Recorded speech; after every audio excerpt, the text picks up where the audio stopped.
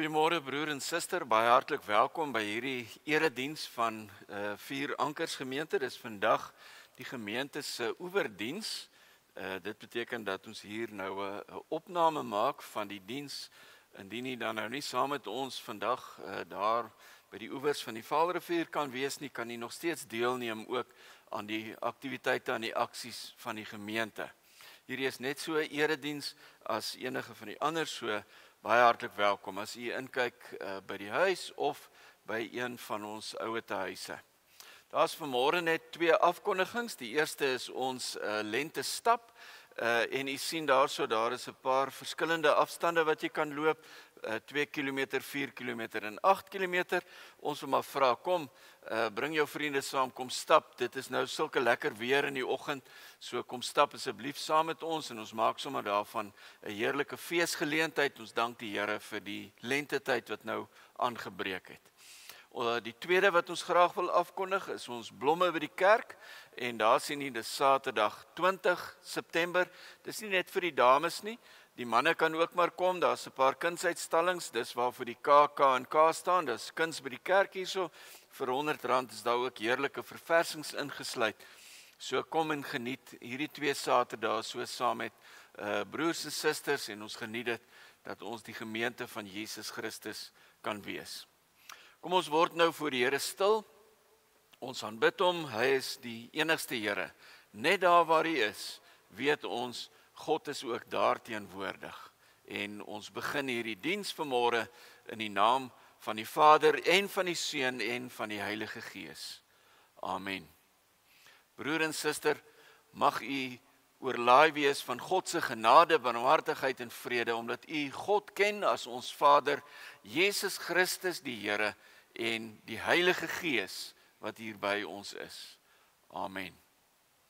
Kom ons sing nou hartlik saam, net daar waar hy is, die woorde gaan op die skerm wees, sing ons hartlik saam, lied nommer 98, sing van die dade van die Here. Kom sing vir hom 'n nuwe lied, sing van sy wonder, soveel kere groot dinge het deur hom geskied. Lied 98, vers 1 en 2, hartlik saam.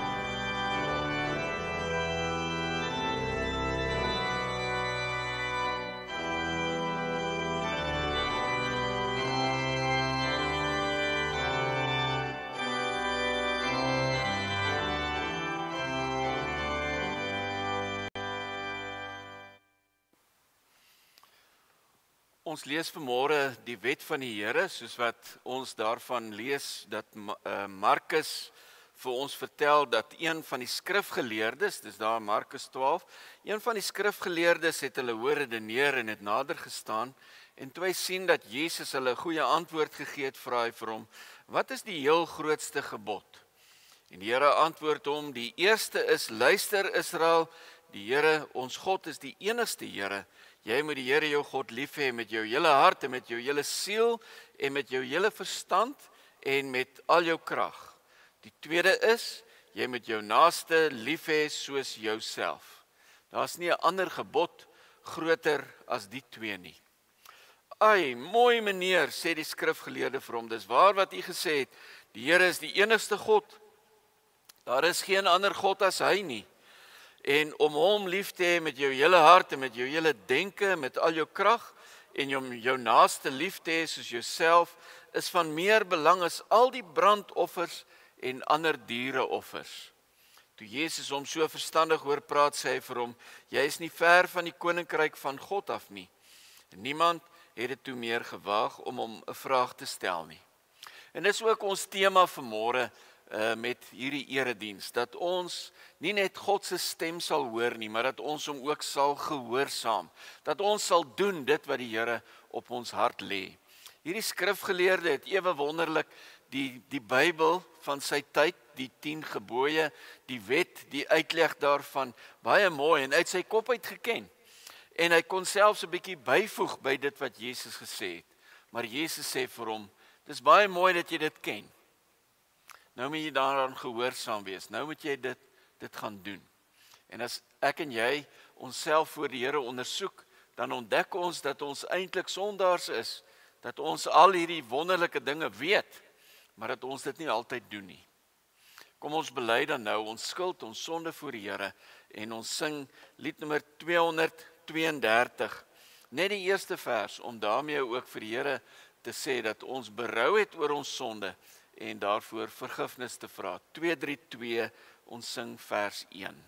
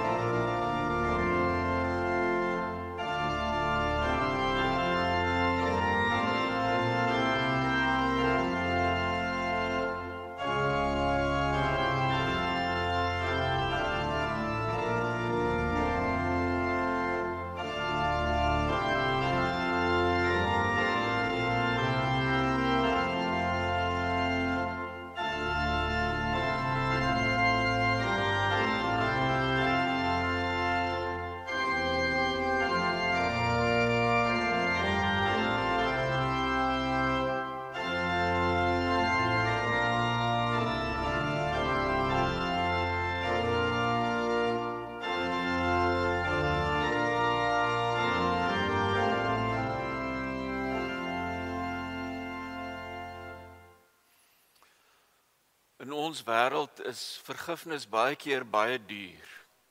Ek kan soveel kere vra as wat ek wil, as ek iets verkeerd gedoen het, iemand seer gemaak het, kan die persoon dit baie keer nie oor sy of haar hart kry om my te vergewe nie. En kan ek nou maar sê en doen net wat ek lus het, die verhouding tussen ons is stikkend en gebreek. Wat 'n wonderlike nuus is dit dan nie, dat God, die Here wat hemel en aarde gemaak het, wat groot en heerlik is, vir ons sê, as jy werklik waar met berou oor jou sonde, as jy nie net spyt is nie, maar berou het oor die seer wat jy veroorsaak het, na hom toe vlug, dat hy dan sê, ek spreek jou vry. Ek vergewe jou, ek dink nie weer daaraan nie. En daarom moet ons dit dan ter harte neem, dat ek regtig waar my seer en sonde na die Here toe kan bring, en dat hy my al my sondes sal vergewe.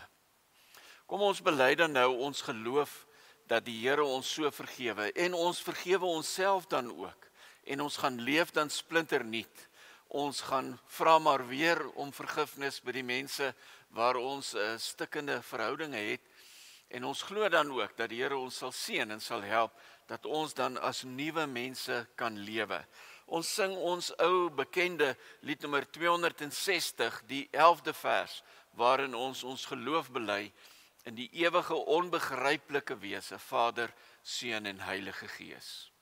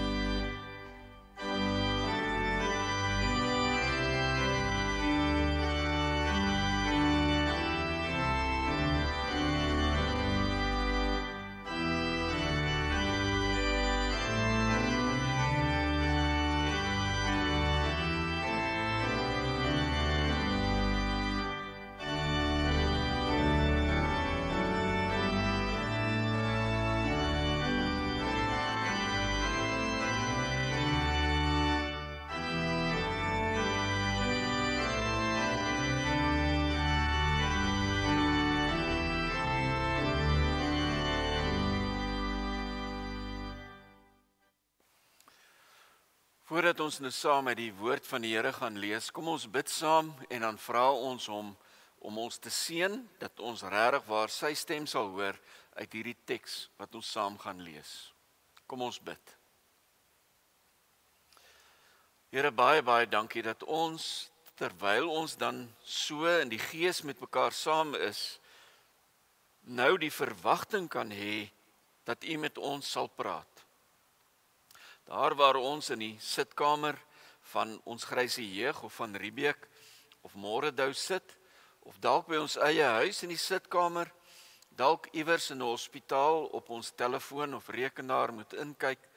Here, waar ons ook al is, mag ons regtig waar beleef ervaar dat U by ons is. Dat U nie ver weg by 'n gemeente is wat iewers op 'n oewer bymekaar gekom het en ons daarmee uitgesluit is nie. Dat ons net so deel is van U kerk, dat daar waar ons is, ons kan deel aan die gemeenskap van gelowiges.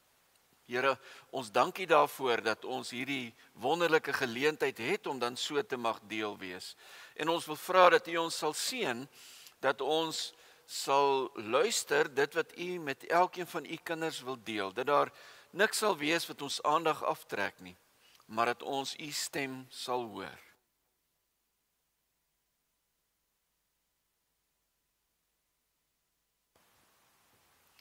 Baie dankie dat ons die Bybel in ons eie taal het, en as ons daaruit lees, dat ons mag verwag dat U Heilige Gees met ons sal praat. Seën ons dan, Here, sodat terwyl ons dan sien hoe dat die bome begin bot, die lente begin aanbreek, en ons hierdie lentetyd vier, dat ons dan ook nuwe lewe in ons eie hart en lewe sal sien. Kom en verheerlik U naam in die wyse waarop ons nou, as ons uit die Bybel uit lees, U stem helder en duidelik sal hoor. Amen.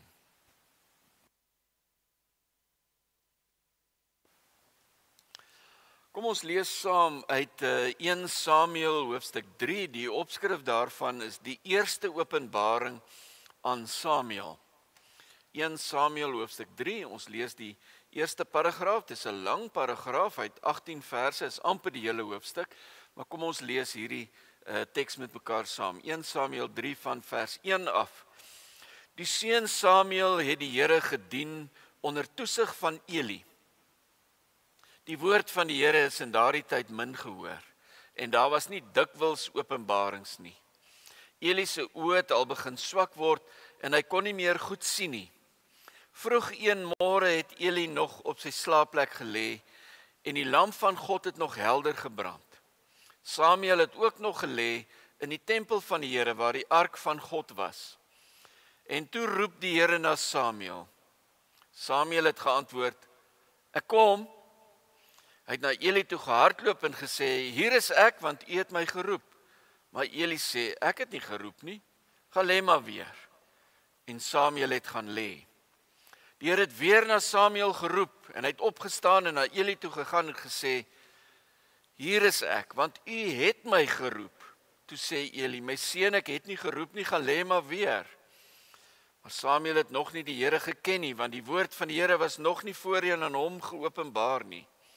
Die Here het Samuel toe 'n derde keer geroep en hy het opgestaan en na Eli toe gegaan en gesê, hier is ek, want u het my geroep. Toe besef Eli dat die Here die seun geroep het en Eli sê vir Samuel, gaan lê. En as iemand jou weer roep, dan sê jy, praat Here, u dienaar luister. Samuel het toe gegaan en op sy slaapplek gelê. En die Here het gekom en gaan staan en soos die vorige kere geroep, Samuel, Samuel. En Samuel sê, praat Here, u dienaar luister. Die Here sê toe vir Samuel, ek gaan 'n ding in Israel doen wat elkeen wat daarvan hoor, se 2 ore sal laat tyd. Op daardie dag sal ek vir Eli alles voltrek wat ek oor sy familie aangekondig het, van begin tot eind. Ek het aan hom bekend gemaak dat ek sy familie vir altyd gaan straf oor die ongeregtigheid waarvan hy geweet het. Ja, toe sy seuns die vloek oor hulle gebring het, het hy hulle nie bestraf nie. En daarom bevestig ek met 'n eed aangaande die familie van Eli, die ongeregtigheid van Eli se familie sal sekerlik nooit deur diere of graanoffer versoen word nie. Daarna het Samuel gaan lê tot die oggend en toe hy die deure van die huis van die Here oopgemaak het, was hy bang om die openbaring aan Eli te gaan vertel. Maar Eli het vir Samuel geroep en gesê, Samuel, my seun, en hy het gesê, kom. Eli sê toe, wat het die Here met jou gepraat? Moenie iets vir my wegsteek nie. God sal jou met die dood straf as jy iets wat hy aan jou bekend gemaak het vir my wegsteek. Toe vertel Samuel hom alles, hy het niks weggesteek nie. En Eli het gesê, hy is die Here.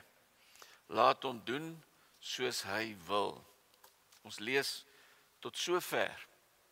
Nou ja, net omdat daar nie kinders vanmôre hier is nie, beteken nie dat ons daarom nie ook mekaar kan help om met 'n bietjie van 'n beeld die teks te probeer verduidelik nie. So ek wil graag dan nou vanmôre ook weer so 'n kinderdiens, 'n kinderoomblik met u deel. En as jy daar by die huis is en jy dalk toegang het tot 'n suigstokkie, dan kan jy hom maar nou eers daar pause en gaan haal vir jou die suigstokkie, want dit gaan belangrik wees aan die einde ook. Ons koop baie keer goeders, ons is verskriklik opgewonde om dit dan nou uit te haal en te begin gebruik. As jy nou so 'n splinternuwe ding het, vreeslik opgewonde, dan maak jy nou graag die boks oop, as jy hom dan nou kan oop kry, daar sy, en jy maak hom oop en haal uit die ding wat jy gekoop het. Eerste ding wat jy doen is, jy vat hierdie boekie en jy smyt hom daar een kant, nie waar nie, dan haal jy hom uit die verpakking uit en jy begin hom vashou en kyk 'n bietjie na wat jy daarmee gaan maak. Jy druk die knoppe, toets 'n bietjie of jy weet wat hier aangaan en daar's hy, dan is jy reg. Jy gaan nou lekker met hierdie nuwe stuk gereedskap van jou begin te werk. Die sleg daarvan is dat ja, dis baie keer verskriklik in snaakse instruksies, want die Chinese se Engelse vertaling is nie so baie goed altyd nie, maar die sleg daarvan is dat hierdie boekie eenkant lê. En dan kom jy dalk nie uit by al die funksies van dit wat jy hier gekoop het nie. En jy gaan hom nie kan gebruik vir alles waarvoor hy bedoel was nie. Jy mis dalk ietsiekie aan hierdie lekker apparaat wat jy hier het. Jy kan hom dalk self skade aandoen as jy hom op 'n verkeerde manier gebruik. En die heel ergste is, jy kan dalk self ook seer kry. Weet nie of ek dit mag oorvertel nie, maar ek het 'n vriendin wat een keer haar hand vasgevang gehad het in so 'n blitsmasjien. So jy verloor 'n klein bietjie waarde aan jou apparaat as jy nie die boekie vat en daaruit lees nie. En as jy dan die boekie vat, dan sien jy, maar daar was 'n ekstra knoppie waarvan ek nie weet, hier's nog 'n funksie ook. En nou kan ek dit op die regte manier gebruik. So dat ek nie sommer net so na gedagte die ding gebruik soos wat ek wil nie. En hieruit leer ons eintlik ook baie oor wat gehoorsaamheid beteken vir geestelike groei. Die Here wil hê dat elkeen van ons geestelik moet groei. Die Here wil hê dat elkeen van ons hom sal ken, sal lief hê en dat ons 'n vol lewe sal leef in hierdie wêreld. Die geluk, die vreugde, die oorvloed van lewe wat Jesus vir elkeen van ons beloof het. Maar ons loop dit baie keer mis omdat ons die instruksies wat saamgekom het met hierdie oorvloedige lewe nie altyd lees nie, ons nie altyd daaraan steur nie. Die instruksies is natuurlik baie maklik om te weet, dis die Bybel. En die Bybel wat vir ons dan gegee is, sodat ons daaruit kan lees, kan wys word wat die Here wil hê, wat ons funksies is, wat ons spesiale funksies is waarmee ons elke dag besig kan wees. Dat ons dan kan uitkom by die rede waarom ons hier is. Hoe meer ons aan hom gehoorsaam is in hierdie instruksieboek, hoe gelukkiger kan ons wees, hoe meer kan ons die vreugde uit die lewe uitput. Werk dieselfde met 'n suigstokkie, né? Miskien is dit nou stupid, maar jou heel eerste ervarings van suigstokkies het jy dalk nou al vergeet, maar jou pa en ma moes jou leer. Om die volle nut uit 'n suigstokkie te kry, moet jy eers die papier afhaal, dan kan jy die sweetie eet en oppas vir die stokkie, hy moenie in jou keel beland nie. So sonder instruksies kan daar nie genot en vreugde wees nie. En net so met geestelike groei. Sonder die instruksies, die Bybel, om dit elke dag te lees, toe te laat dat God my verander, verloor ek die lekker, die vreugde van die lewe. As jy 'n suigstokkie het, dan mag jy hom nou maar eet daar by die huis, oppas net, haal eers die papier af en moenie die stokkie in jou keel laat beland nie.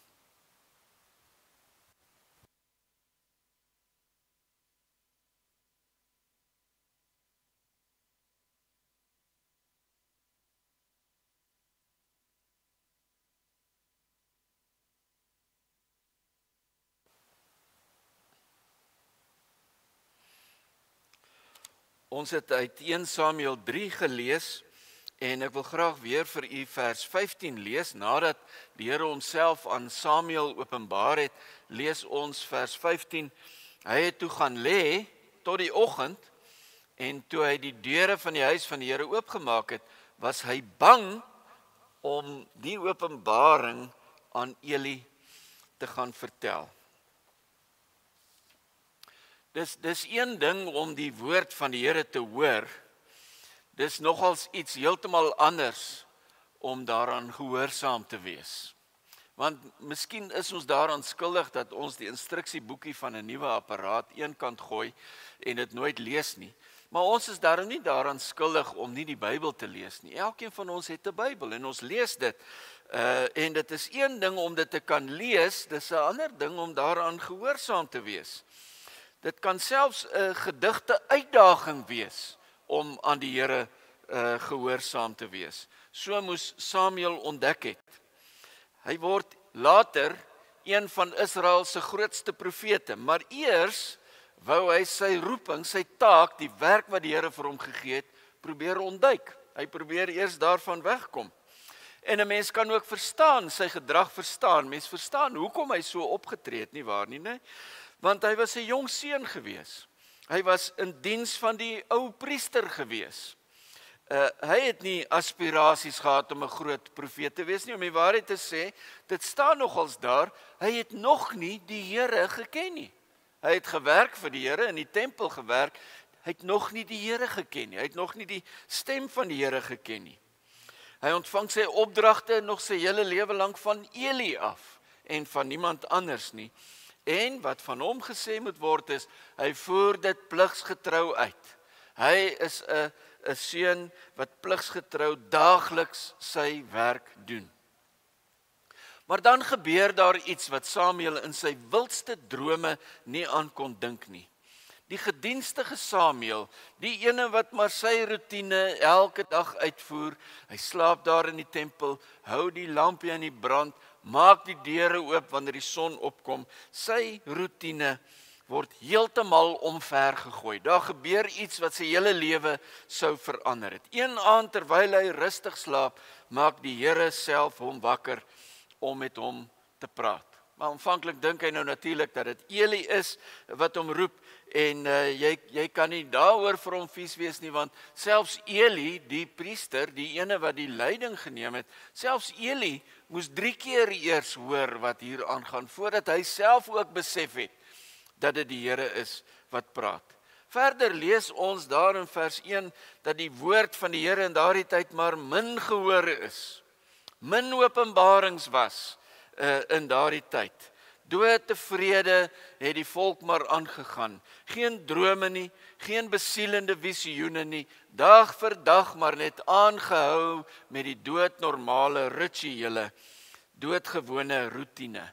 En het die volk eintlik maar so saam met die ou priester begin blind raak vir dit wat om hulle aangaan. Blind raak vir God se plan met Israel. Blind raak vir dit wat hier by die tempel gebeur het. Blind geraak vir dit wat Eli en sy seuns gedoen het. Blind geraak vir hulle taak, hulle roeping, en het hulle doodgewoon, maar dag vir dag net aangegaan en aangegaan om die verskillende rituele, al die roetines, maar net daarmee aan te hou. Totdat God besluit het, genoeg hiervan. Genoeg. Hy sou ingryp. Hy sou sy woord weer helder laat hoor onder hierdie slapende Israeliete. En so kry Samuel dan hierdie opdrag. Maar hierdie taak was vir hom moeilik. Dit was vir hom swaar om hierdie werk uit te voer. Hoe sou jy reageer het? Hy was net 'n bogkind. Hy moet 'n moeilike boodskap oordra aan die priester wat vir hom sorg, wat vir hom eintlik soos 'n pa was. Die ene met wie hy sy lewe gedeel het. En hy probeer graag hier uitkom, uit hierdie taak, hierdie moeilike ding. Hy's bang om dit te gaan doen. Hy het slegte nuus wat hy moet oordra, en hy wil eerder uit hierdie werk uit wegkom. In plaas daarvan om sy besondere roeping te gaan uitvoer, gaan kruip hy weg in sy daaglikse roetine. Hy wil tog net nie versteur wees in die normale gang van sy lewe nie. Hy's redelik gemaklik hier waar hy is, en hy wil nie buite hierdie gemaksone uitkom nie. Die ding van Samuel is dat hy nie sy tasse pak en wegvlug nie. Dis wat Jona later gedoen het, nê. Samuel probeer nie wegsteek dat hy bang is nie. Hy bly 'n ster jong man. Hy gaan kerk toe. Hy doen sy algemene werkies. Hy sluit die deure oop, hy verwelkom die mense, hy glimlag mooi, hy gaan aan met sy werk, maak asof daar niks gebeur het deur die nag nie. 'n Regte ou klein staatmakertjie daar in die tempel saam met Eli. 'n Voorbeeld vir al die mense wat daar aankom om te kom offer. Maar agter sy vriendelikheid, agter sy harde werk, agter sy plig wat hy nakom, dit wat die mense van hom verwag het, is daar die benoude hart van 'n onwillige boodskapper. Hy is 'n vriendelike drumpelwagter, terwyl hy eintlik 'n geroepe profeet was. En nou sal ons eintlik oor baie goeie van hierdie goeters kon gesels met mekaar, dat hy besig was in die kerk se werk, dat hy besig was met die goeie goeters wat daar nodig was vir hom te doen. Ons kan dit analiseer, 'n bietjie daaroor nadink, ons kan dit 'n bietjie kritiseer ook en mooi daarna kyk. Maar broer en suster, ek dink jy besef al klaar dat dit wat hier met Samuel gebeur het eintlik soos 'n spieël is wat voor elkeen van ons gehou word, waarin ons onsself eintlik ook sien, nie waar nie. Dat elkeen van ons ook baie keer met 'n baie spesiale roeping worstel en dat ons eintlik ook maar 'n bietjie wegskram van om meer te doen as dit waarvoor ek met my daaglikse roetine, met die goeie goed waarmee ek besig is. Ek wil eintlik nie daar deurbreek en meer doen as dit nie. Al het ek maar hierdie ongemaklikheid, hierdie roeping, hierdie onrustigheid, 'n stemmetjie hier agter, onrustigheid in my hart. Partykeer sit ek en dien ek op 10 kommissies en ek sit die kerk se banke blink en ek gee selfs 'n geldjie waar ek kan. Net om aan die stem van die Here te ontkom. Ek maak my dag vol en besig, want ek wil nie te veel aandag gee aan daardie roeping, dit wat ek weet, die Here van my verwag nie. Dat Samuel sy plig in die tempel nagekom het, was nie verkeerd nie, hy het goeie goed gedoen, dat hy toegewyd daar in die tempel gewerk het, aan sy routine. Die hakplek was eintlik gewees, die sonde was eintlik nie dat hy hom besig gehou het met goeie goed nie, die sonde, die hakplek was dat hy eintlik ongehoorsaam was aan God. God het hom die een taak gegee om te doen, en hy het hom met baie goeie dinge besig gehou. Hy het nie verkeerde goed gedoen nie, hy het nie soos Jonas, soos ek sê, die pad gevat nie. En dis baie keer ook die rede waarom ons daar stagneer waar ons is, waarom ons nie geestelik groei nie, waarom ons nie veel verder kom as maar net om Bybel te lees en te bid en baie keer te voel asof die Here so ver weg van ons af is nie. Dis omdat ons hierdie taak, hierdie roeping het, hier in my hart weet wat die Here van my verwag, maar ek is te bang baie keer om dit uit te voer. Die feit dat ons geld gee vir die werk van die kerk, maak God baie bly. Die feit dat ons moeite doen om die eredienste by te woon, selfs om daarop in te kyk op YouTube, as ek nou nie self in die kerk kan wees nie, of te luister op WhatsApp, dis alles wonderlike goed. Maar dit beteken eintlik min, as ek hierdie roeping, hierdie taak, hierdie boodskap van God ontvang het, en ek is daaraan nie gehoorsaam nie. Baie keer het ek hierdie roeping hier binne in my, en het ek so baie dinge waarmee ek besig is, dat die wêreld nie weet, dat ek Sondag in die kerk was nie, dat die wêreld nie weet, dat ek Bybel lees nie, dat die wêreld dit nie in my lewe raak sien nie, die roeping wat ek hoor, nie uitleef nie.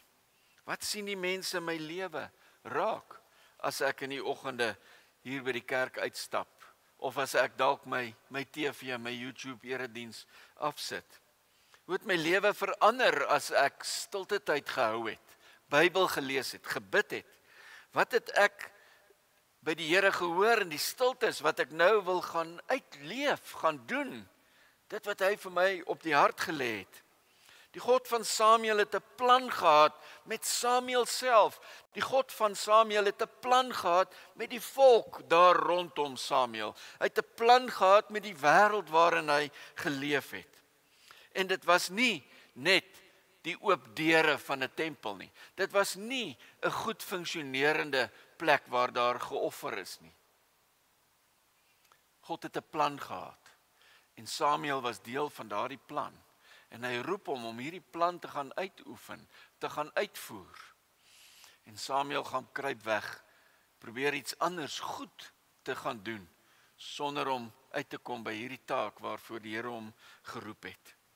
En daarmee, broer en suster, het God nie 'n probleem dat ons kerk toe kom nie. Hy het nie 'n probleem daarmee dat ons 'n mooi gebou het en dit in stand hou, dat ek geld gee. Hy word nie kwaad vir ons vergaderings nie. Maar dit breek sy hart as ons met al hierdie mooi en goeie goed besig is en nie hoor hoe dat hy met ons praat, hoe dat hy elkeen van ons se talente en gawes wil gebruik om hierdie wêreld waarin ons leef, so stikkend as wat hy is, te wil bereik nie. Die mense wat saam met jou werk, die mense wat saam met jou bly, die mense wat jou lewe met jou deel. God het 'n taak, 'n opdrag, 'n roeping vir elkeen van ons. En wat maak ek daarmee? Hoe is ek aan hom gehoorsaam of dalk ongehoorsaam?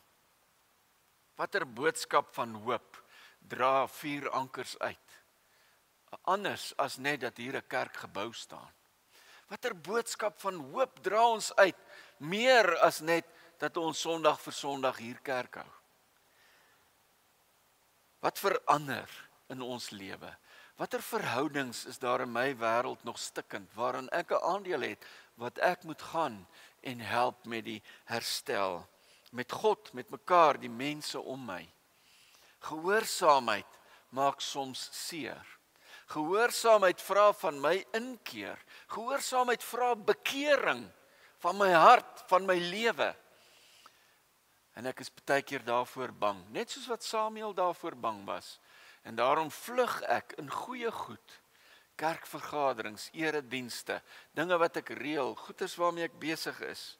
Ek hoor God se stem wat vra dat ek iets sal doen. En dan wil ek daarvoor vlug, soos Samuel, soos Jona. Maar nie een van hulle het daarvan weggekom nie.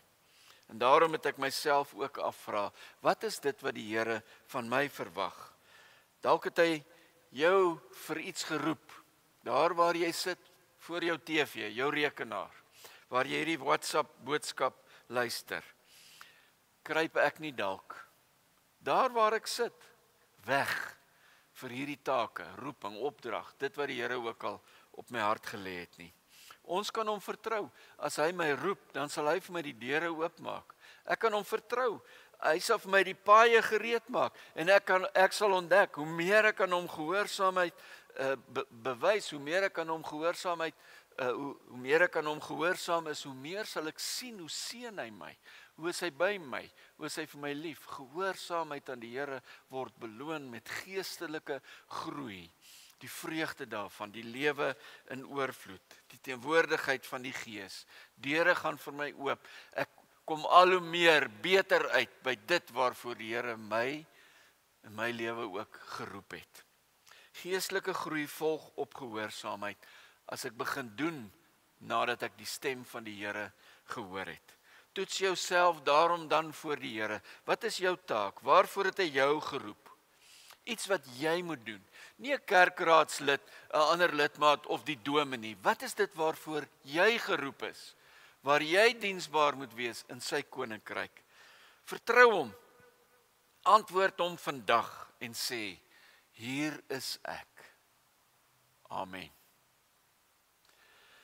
Here, baie dankie dat ons vandag hierdie wonderlike boodskap kon hoor dat u 'n klein seentjie, 'n jong man, geroep het om 'n groot werk te doen. En al was hy bang geweest om die taak te doen, toe hy dit gedoen het, hy geseënd was, u die deure oopgemaak het en u wil geskied het en Israel geseënd was in hierdie heerlike begaafde profeet wat u geroep het. Here, wat is daar wat ons van u kerk, gemeente van hierdie wêreld weghou omdat ons dalk ongehoorsaam is?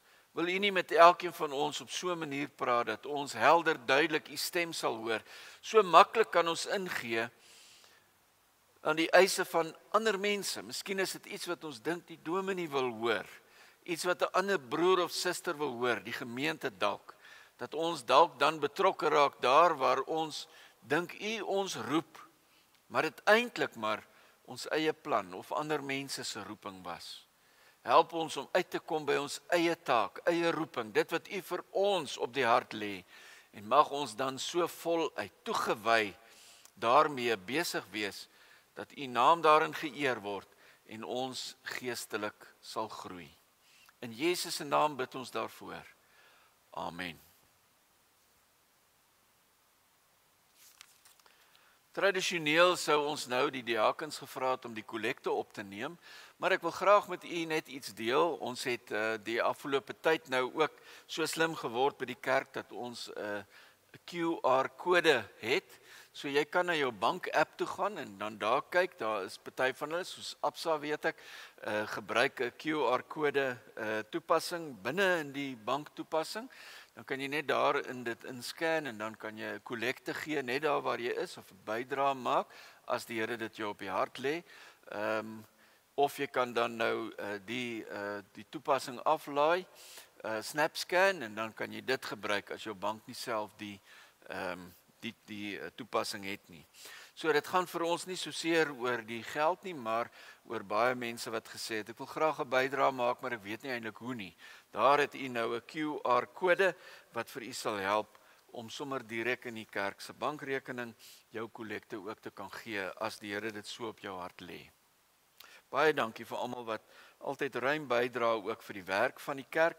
Kom ons sluit af met lied nommer 276. 276 sê eintlik baie mooi, sê ons vir die Here.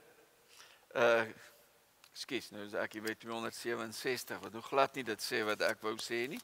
276 wat sê, leer ons om in eie oë klein te wees voor U, o Heer, diep bewus van ons onvermoë om U naam opreg te eer, maak ons nederig en stil om te lewe soos U wil.